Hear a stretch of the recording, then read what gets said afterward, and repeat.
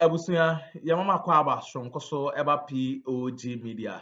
Ene, yedemeko highway ne so highway ne de. Ensem bebre wo so a yenso yaje pene se yebema yabedwafo no ahu de ekọ ene de eba na dan na ekoso ewo highway ne so. Eye owura S.Gyamfi ene de ensem bebre aba betudwa na ensem wo de tutudwa no. De waye Dr. Bawumia ene na Addo dankwa Akuffo no.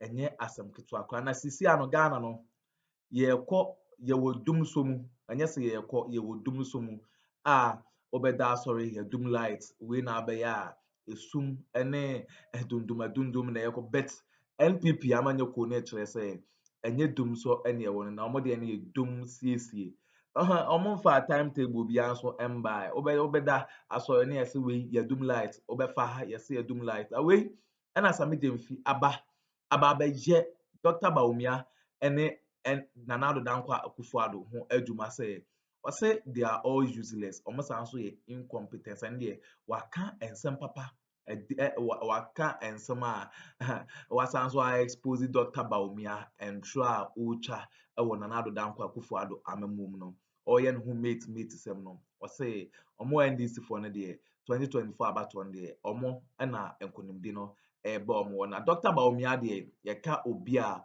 ono wa feel wa abrabo mu a Dr. Bawumia ne ntro a waba betwa akere Ghana for a we losing the credibility ne de S.Gyamfi akeka ensem papa enka yebepe se yebemi abedwafo no bemi akọ na yakwa akotie ensem a owura S.Gyamfi de atudwa na ansa na ebekọ no owo ensem kan bi afahye your comment section like na share ma afofro so no answer into me and can be click on the notification bell send ya any updates bia ya de bebe bia no onso onsa ebetumi akabi medamase.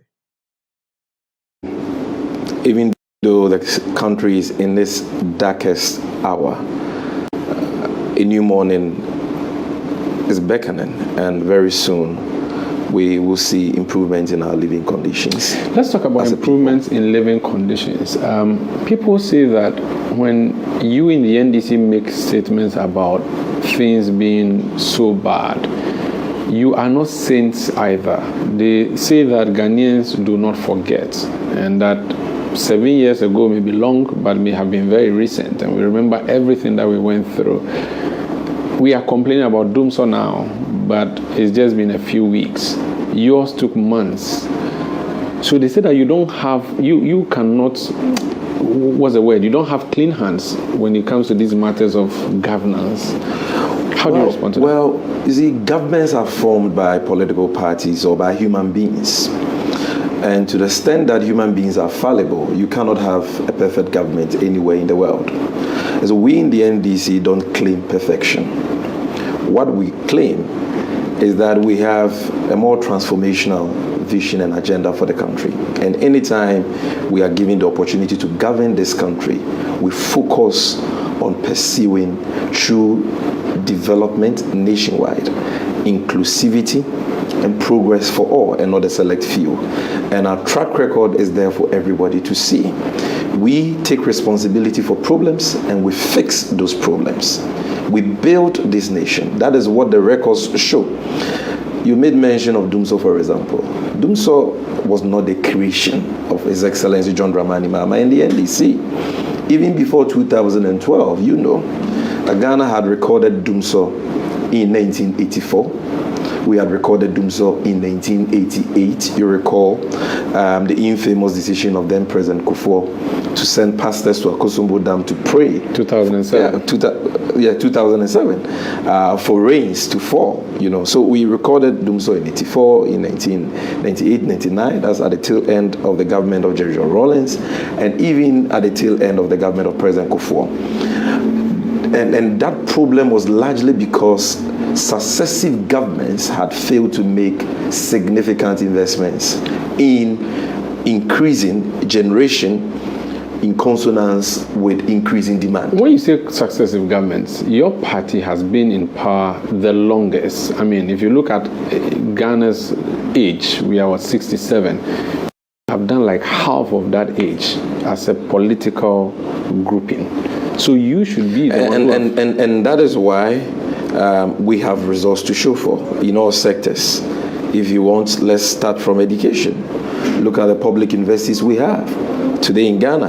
Which political tradition has built more public universities in Ghana than the NDC? Which political tradition has built more secondary schools than the NDC? Or more hospitals than the NDC? And so we've not just been in office for the longest period of time. Our record justifies the trust, at least under this Fourth Republic, that the people of this country, under this democratic dispensation, have reposed in us. But back to the point I was making about Dumso. It was under the J.J. Rawlings era that we saw the Aboase thermal plants. So investments were made, not just Aboase, but there were other investments we made to increase the generational capacity. President Akuffo came in, brought in the toy machines and all that. Before he left office, he took a loan and started Bui. But that was at the tail end, so the project had barely taken off when he was, the NPP was voted outside. But in terms of their contribution to the generational capacity, it was only 50 megawatts. We did far more, even under the government of His Excellency J.J. Rawlings, not only in increasing our generational capacity, but even in increasing the coverage of electricity nationwide. Now, the point I'm making here is that if you look at where our generational capacity ought to have been by 2012, we weren't there as a country. You understand? And that is a collective failure that we all sharing. And so when, in August 2012, by force majeure, an act of God, as the lawyers put it, the West African gas pipeline was disrupted, which affected the flow of gas from Nigeria to Ghana to power our thermal plants, we were bound to experience a power crisis. And that is what we call Dumso, because the power we were generating at the time was wholly inadequate, to meet the demand of power in the country.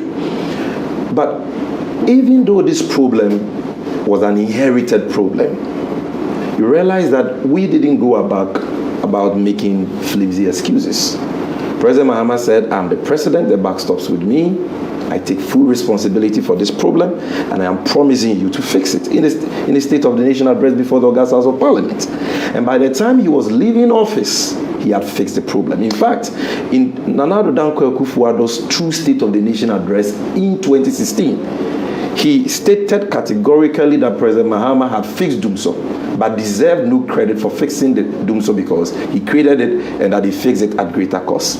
Alhaji Bawumia in March 2016 in an interview on Joy FM admitted that Mahama had ended Dumso because by 2016 the load shedding timetable had come to an end. And Mahama didn't just conjure the solution to Dumso. No, he put in place transformational, comprehensive measures to solve it by, number one, bringing in the emergency power plants. You're talking about the Car Power, the Mary, the Jacobson, the Sem Power, and so on. Such that by the time he was leaving off, his generational capacity was almost 5,000 megawatts. Which became a problem for you. So they said that you fixed it, but let's go step by step. Yeah. Let's go step by step. First of all, we fixed it by bringing in the power plants, by dealing with the problem of gas, by investing over $7 billion into the ENI gas fields. At what cost? And giving Ghana our own gas processing plant, the biggest factory in Ghana, $1 billion investment, the Tuabo gas processing plant and the Ghana Gas Company. And in addition to that, we dealt with a legacy debt problem that was crippling the power sector and the financial sector by introducing ESLA and all that. So we dealt with the problem comprehensively. Yes. Sadly today, but you left these nation records have come you left and have taken us back into Dumso after President Mahama comprehensively solved the problem and took us out. Now to your question about we leaving you with what? Excess power? Not yet. So excess power which we have to pay for even though we don't need it. So the take or pay agreements that you signed, the government says that has been the bane of the power sector. First of all, you must understand that take or pay is a normal feature of power agreements. No investor will invest in a power generational project in your country without an assurance from the government that the government will buy that power when the power is made available. Yes. So at the time of Dumso, there was no way that President Mahama could encourage Mary and Car Power and all these companies to come and invest here with no assurances that when you produce the power, we'll buy. Even today that this government claims that we have excess power, they are signing power agreements based on take or pay. The LNG project they have signed is take or pay. President Akuffo signed take or pay. The Bui project is take or pay. Even the toy machines they brought in were all on take-or-pay basis. So it's a normal feature. There is nothing wrong with that. The most important thing is that we saw that apart from the power we need on a daily basis, there is a minimum reserve margin that is required for every country. Because if your demand for power is 2,000 megawatts and your supply is 2,000 megawatts, what about if a plant has to be shut down for maintenance? What about if there is a disaster? You find yourself in crisis. And that is why you need to have a backup, the reserve margin. Apart from that, you know that we are not only consumers of power, we also export power. For decades, we've been exporting power to our neighbors, Togo, Burkina Faso, and so on. President Mahama took a loan from African Development Bank to strengthen Gridco and to expand the 330 kVA transmission line that exports power from Ghana to Burkina Faso and the Sahelian countries. We took money for that project and actually commenced that project. The idea was that even if the power was going to be in excess, there were plans to export more power, sell that power for foreign exchange for the country. So a lot of thinking went into these investments. The truth of the matter is that excess power has not even been the bane of this government, because you see, it's one thing having installed capacity, but it is another thing having that capacity being available. So installed capacity and available capacity is not the same.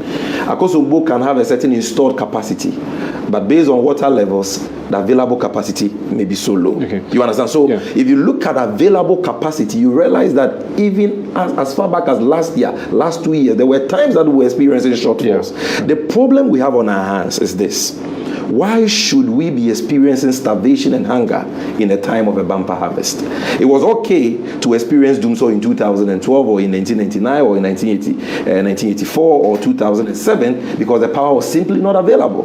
Today that you claim we have excess power, today that you have ESLA to clear legacy debts, we should not today that you have gas, why can't we have the power? So the doomsday we're experiencing today is far, far worse than any doomsday we have experienced before, because not only do we not have a timetable to plan our lives, contrary to the doomsday we have experienced in time past. Over the past few minutes has just instructed ECG to issue a timetable by April. And I'm happy that the regulator is doing his work by April, because they cannot continue to toy with lives. Today, businesses are on their knees. Some are running 12 hours without electricity. They are buying fuel and all that.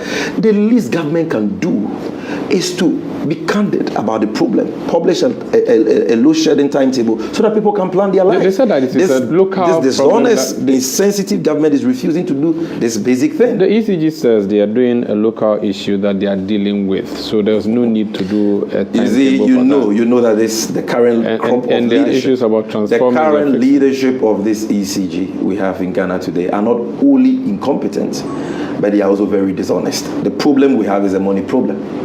It's a money problem. We all know, Exp0sėr says so. Just go and read the cash waterfall mechanism validation report for January 2024. We're supposed to pay the IPPs, they were about 500 million Ghana cedis. About 500 million Ghana cedis. For January 2024, we couldn't pay that. Okay, we're supposed to pay VRA, Gridco, and the rest about 300 million. We paid them 165. The IPPs, we couldn't even pay 300 million. So we owe them a lot of money. And the reason why we owe them a lot of money is that ESLA, with the MPP, criticized in opposition as a nuisance tax and promised to scrap, but came into office, increased the rate, and collateralized it for a loan for 10 to 15 years. Okay, has been misused. In 2018 alone, they used 600 million Ghana cedis of ESLA funds to pay pensions. So if ESLA had been used for its intended purpose of clearing government's indebtedness in the power sector, today the debt in the power sector would have reduced. We would not have been owing IPPs in excess of $1.5 billion. So it is their deliberate mismanagement of the power sector which has plunged the nation back into doomsday after the visionary nation builder, His Excellency John Dramani Mahama. Let's move from power. So power was a big issue for you in 2016. It's one of the reasons that you lost the election as a party. I'm sure that they will fix that. According to them, they are working hard to fix it. Otherwise, they would fall on the same sort that you fell on. Let's move to other areas. They say that they have done better. And Dr. Bawumia, when he did his press conference, said that they have done better in every aspect. They have gone digital. For instance, we have the Ghana card that has been distributed. You were not able to do that as a party that was in power. You started this whole thing after Akuffo left it. You didn't do it. They have fixed that. He says that even though the inflation rate and the exchange rate may be higher now, if you look at the trajectory, they have done better. And he puts all those figures together, and he says that he's a better candidate. You see, the reason why Alhaji Bawumia can talk like this is because he has no respect for the truth, and he has no respect for the good people of this country. Either than that, he should be displaying contrition and remorse for the crimes he has against the people of this country. Yes, you're a lawyer. Today has I'm telling you. You can't use crime. What are you talking about? Maybe you can use sins. That I would forgive. But sins, crime, semantics, the same thing. Yeah, but for people, I will explain that to you. You see, there is no sector of this country today.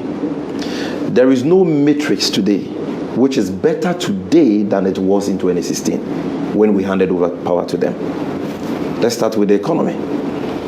What was the rate of inflation in 2016 December? 15.4%. What is the rate of inflation today? About 23%. This is after it rose to an all-time high of 54%. Yeah. The highest in the last 4 decades, the last 40 years, plunging over 800,000 innocent Ghanaians into poverty because the government was so reckless to have impressed on the central bank to print for it 45 billion Ghana cedis in a single year, 2022 alone. So if it is about inflation, which measures the average increase in general price levels, it is far worse today than it was under President Mahama. Is it about the credit rating of our economy? Under President Mahama, our economy was rated B-. If your child goes to school and scores B-, I'm sure you'll be proud as a father, because B- is a good grade, it's a good pass. No, I'm not be proud. Well, the ideal may be A, but B- is good. You'll manage with that. Can you manage with D? I will hide the results. Exactly, because D is fail. Today, all the sovereign credit rating agencies, Standard & Poor, Moody's, Fitch, rate our economy as junk. CCC. In some cases, RD, and so on. And that is why we have been locked out of the capital market. President Akuffo took us to the capital market for our first Eurobond of $750 million in 2007. Since then, we've been going on the capital market to borrow. Now we can't go because investors say that your economy is a baller economy. We don't want to have anything to do with it. So if President Mahama's economy was rated B-, and this economy, under the supervision, the leadership, the management of Bawumia, is rated baller, junk, he was a you mate. can't compare. He says you can't say under the leadership. Do you know the importance of a mate? Yes.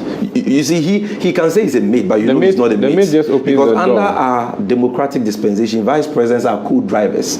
Because the vice president is required to meet the same eligibility criteria that the president is required to meet. But they are still, mates are not required to meet the same eligibility criteria as drivers. A mate need not have a driver's license, for example. Yes. But the vice president of Ghana has to meet all the eligibility criteria for the president.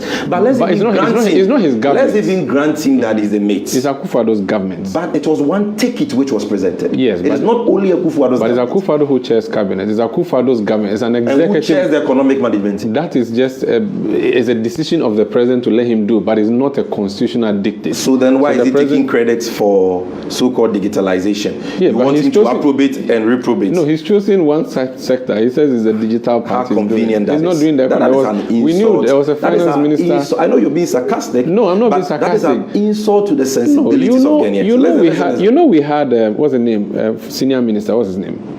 He was there. Ken Oforiatta was there. There was a minister of state and the finance logic, for example. So those people were in their let's use your argument. There was a minister for trade. You say that the president has ultimate responsibility, executive power, right? That is true. We all agree.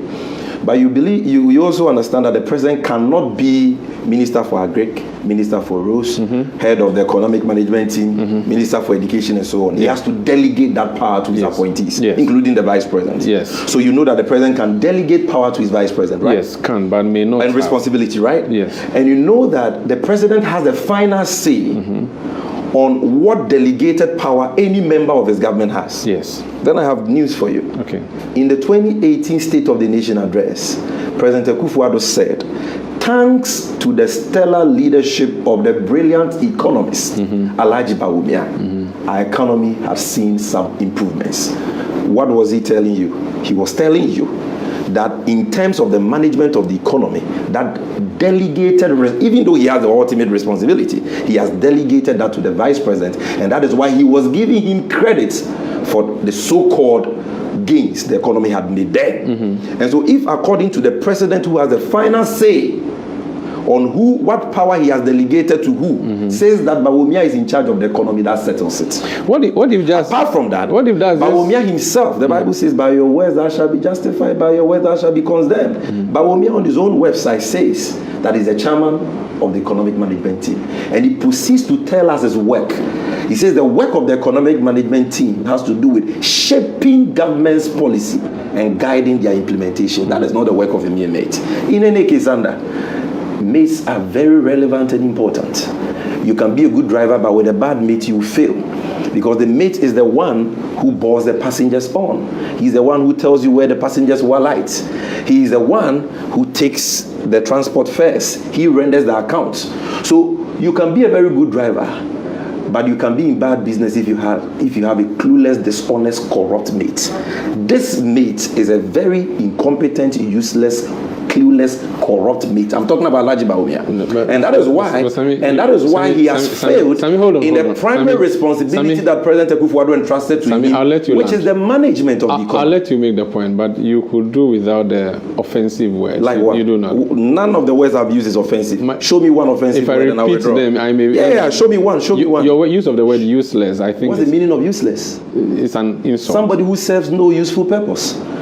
What is the difference between useless and incompetent? So Bawumia, you were busy on city calling President Mahama the incompetent one. Anytime Bawumia called him the incompetent one, do you know the meaning of incompetent? It's far worse than useless. We entrusted him with the economy. When in opposition, he was waxing lyrical about the economics and saying that if the fundamentals of the economy are weak, the exchange rate will explode. But you see, the thing Master, at the time, the dollar was about 3 cedis, 80 pesos then. Yes. Today, the dollar is 13 cedis, 55 pesos. So to the importer, what is the use of Bawumia? They say relative to the stabilization of the city. This is an... Hold on. When he was in opposition, I want to conclude this. Yes, land. When he in opposition, he was saying that they will move Ghana from taxation to production. Yes. Only for him to come into office and slap over 40 taxes on us. So of what use is he to the Ghanaian people today? Question. Where are the concrete roofs? Where are the concrete roofs he promised? That should be the Where is the harbour he promised the people of Cape Coast? Where are the strong economic fundamentals? Okay. Was he not the one who stood on a platform and said, under the government of the MPP, the economy will grow and grow and grow, and there will be jobs and jobs and jobs? Unemployment rate today is at an all-time high of 14.7%. Of what use is Bawumia? When you had the power challenge in 2014, President Mahama said it was the hand of God. Now says what is happening is the hand of God, i.e. what happened in Russia. Act of God or hand of God? Well, hand of God. I mean, the interference of force majeure. The Ukraine war, they've talked about that consistently. The Ukraine war is an act of God. The COVID. Ghana had no hand in that. The COVID that came, that's also an act of God. These are the things. They said that they were growing steadily. Do you realize that we are in 2024? Yes, but this you cannot underestimate the impact of that lacuna that was created. Okay, so I want to ask you a question. Do you understand we are in 2024 and not 2020 or 2021 or 2022? Proceed. Because COVID happened in 2020. Proceed. We're in 2024, you are still talking about COVID. So what is the terminal point for this flimsy excuse? At what point will you stop disturbing our ears? But the consequence of 2020 is still with us, 2021. So when will that consequence end? Maybe 2050? Maybe 10 years. This is the more reason why we don't need the NPP beyond 2024. Because they will continue to make flimsy excuses. You and I know that even before COVID struck, the economy was on the verge of collapse. Let me take a break. Take a break, and when you come... This is face-to-face on City abusua we ne ensama S.Gyamfi ede etudwa. S.Gyamfi oye NDC for communicator onadwe mu doye ankasa enye asam ketu akwa wa expose Dr. Bawumia ne na Addo danko Akuffo Addo omo reckless amamu no a omo bu no wa expose omo nyina ye beda ya bidafo ase se omo je pene ekokoti sa audio we ede bae aha POG Media. Be kai say click on the notification bell no so ne be ya any updates be the bebe bia no monsa ebitumi akabi. Bedamase.